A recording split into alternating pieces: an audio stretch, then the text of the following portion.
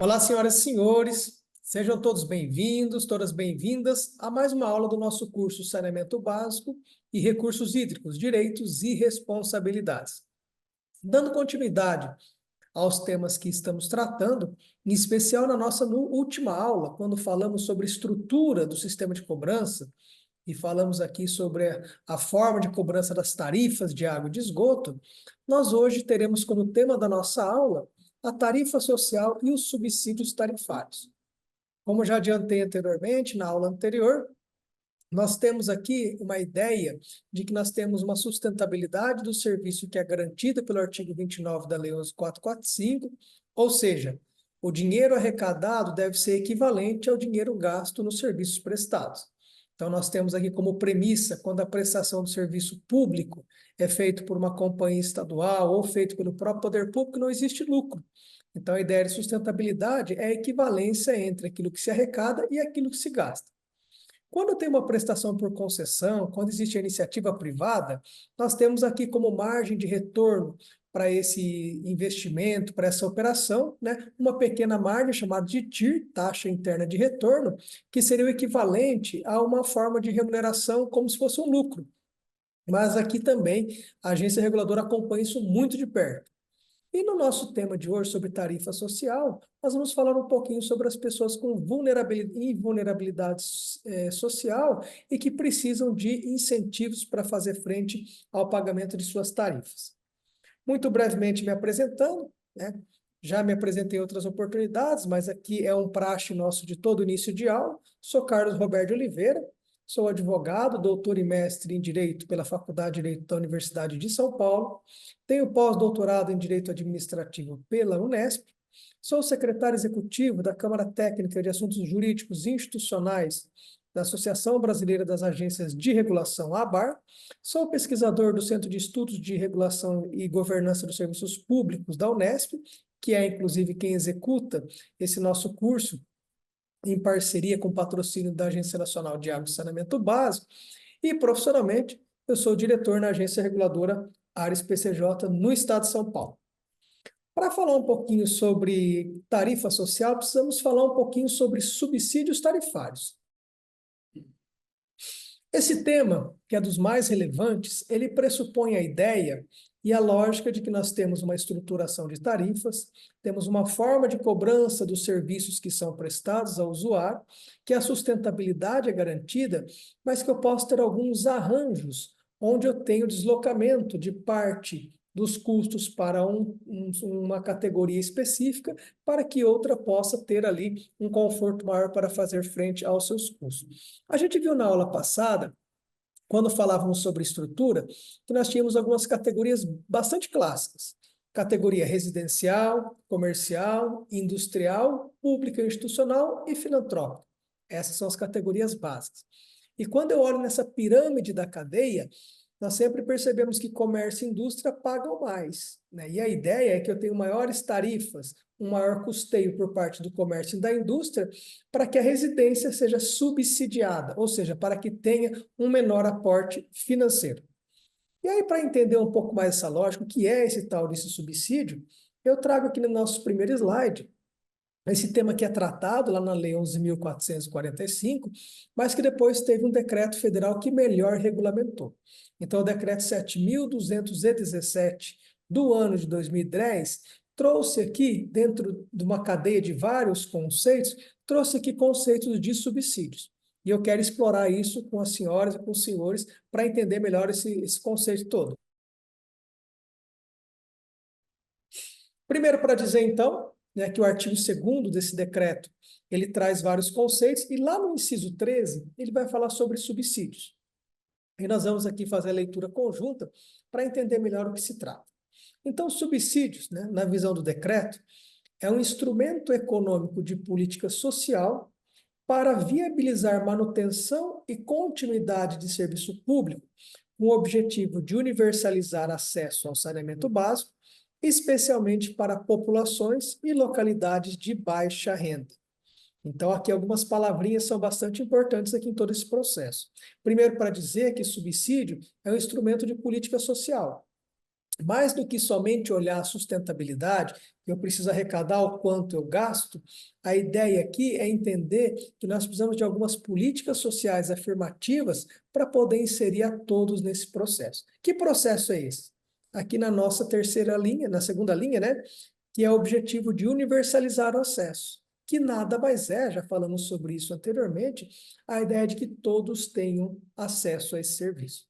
Então, o conceito de universalização é um conceito de levar acesso a todos, para que todos possam desfrutar. E aqui, quando se trata de uma ideia de política pública, e em especial uma política social de acesso, quando se trata de um serviço público, como é água e esgoto, que além de serviço público é também um serviço de contexto de saúde pública, é importante que todos tenham acesso. Então, aqui a ideia do subsídio é que eu tenho uma política social para a universalização do acesso. E quem são preferencialmente aqui os destinatários dessa política social?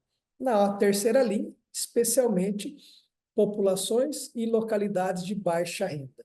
Ou seja, as pessoas com vulnerabilidade social, as pessoas com mais dificuldades de acesso e com restrição ao mercado, a compras, a bens e serviços. Então, aqui, como se trata não de aquisição de um bem de valor econômico, mas sim de um bem de uso público, que todos devem ter acesso universal, nós temos aqui essa política de subsídios. Para que a gente possa fechar essa conta, né, o dinheiro que eu gasto no serviço de saneamento é o dinheiro que eu arrecado, eu tenho várias formas de fazer subsídio. Né? E aí eu trago até aqui para vocês, apenas para conhecer, né, como é que eu faço esse manejo para garantir essa sustentabilidade, que eu posso ter aqui subsídios diretos, né? Então aquela ideia que o subsídio direto é aquele destinado aos usuários, então eu vou pegar aqui uma parcela da população que tem necessidade e vulnerabilidade social e vou reconhecer para elas que elas têm direito a pagar uma parcela menor. E eu posso, inclusive, ter outro subsídio que é o chamado indireto, né? Para poder apoiar nesse processo de redução da tarifa daqueles que mais precisam, eu posso trazer dinheiro de fora, como, por exemplo, um aporte da própria prefeitura, para a prefeitura custear junto ao prestador, que é a autarquia, a companhia estadual, esse benefício para os usuários. Então, seria aqui que está no inciso 15, a ideia de subsídio indireto, que é quando destinados ao prestador de serviços públicos. Então, qual seria a lógica? O subsídio direto é quando as várias categorias pagam para que aquele usuário possa ter o benefício. Então, em uma lógica bastante objetiva, que é o que a gente pratica, uma parcela da sociedade deixa de pagar e a outra parcela da sociedade paga em seu lugar. Mas eu posso também trazer dinheiro de fora, como é o caso, de, por exemplo, de uma subvenção, um subsídio da prefeitura, para que ela possa fazer esse aporte para todos. Então, são formas aqui, modelagens bastante específicas. Mas a ideia é que nós temos, então, daquilo que vimos na aula passada, da estrutura da tarifa, eu tenho residência, comércio e indústria, eu tenho agora uma parcela muito significativa da residência, que é aquela que tem direito a uma tarifa social. Então, vai ser a tarifa residencial social. Né? E aí, no próximo slide, para a gente conhecer um pouco de como o assunto tem sido tratado, nós temos uma lei bastante recente, de junho de 2024, né, que instituiu diretrizes para a tarifa social de água e de esgoto no âmbito nacional. Então, já tínhamos a Lei 11.445, que era aquela lei que trazia critérios de diretrizes gerais para o saneamento básico, e agora nós temos uma lei federal que ela traz diretrizes para a tarifa social de água e de esgoto. E quando se diz em âmbito nacional, é para aplicabilidade em todos os entes da federação, em todos os municípios. Ou seja, é uma política pública nacional que vai ter repercussão para todos os prestadores, todos os usuários. Para dizer aqui, é bem importante que a tarifa social ela já era bastante praticada em muitos entes da federação, muitos prestadores, já era uma política que vinha se consolidando. Mas agora, a partir de 13 de junho de 2024, nós temos um novo patamar. Né? Eu saio dessas experiências que eram de cada um dos prestadores, de cada agência reguladora, para ter agora uma experiência com uma diretriz nacional, ou seja, todo mundo vai seguir a mesma regra. E quais são essas regras que hoje nós temos? Como a gente viu no slide anterior, eu volto até para a gente confirmar aqui, quem são aqui os destinatários do subsídio?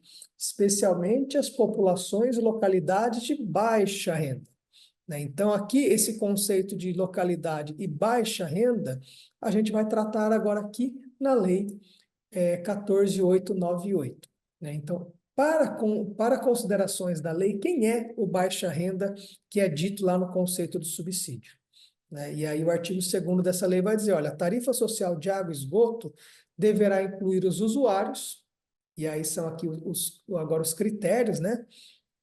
Primeiro, com renda per capita de até meio salário mínimo, né, e que se enquadre em alguns dos dois critérios abaixo.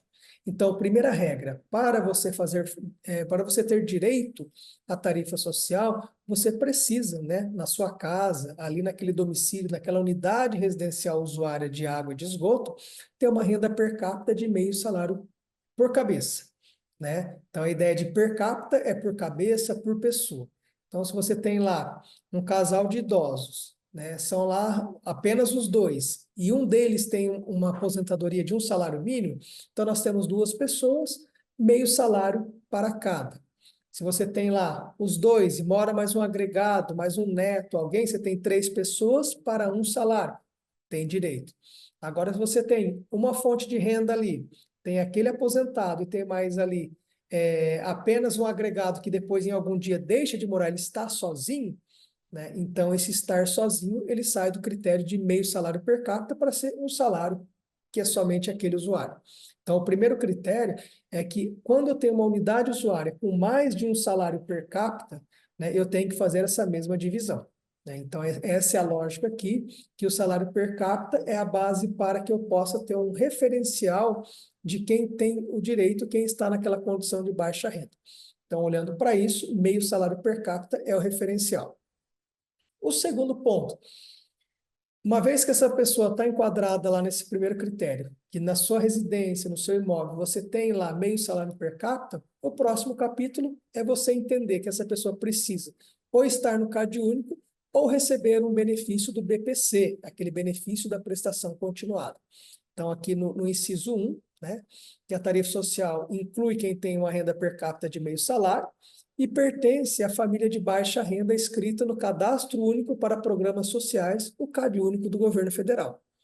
Então, não adianta apenas ter o meio salário per capita, é necessário que também esteja lá cadastrado junto ao CRAS de sua prefeitura, do seu município, né, para fazer frente aqui a esse benefício. Então, estar inscrito no CRAS, no CAD Único, e mais salário de meio per capita por cabeça é uma das condições.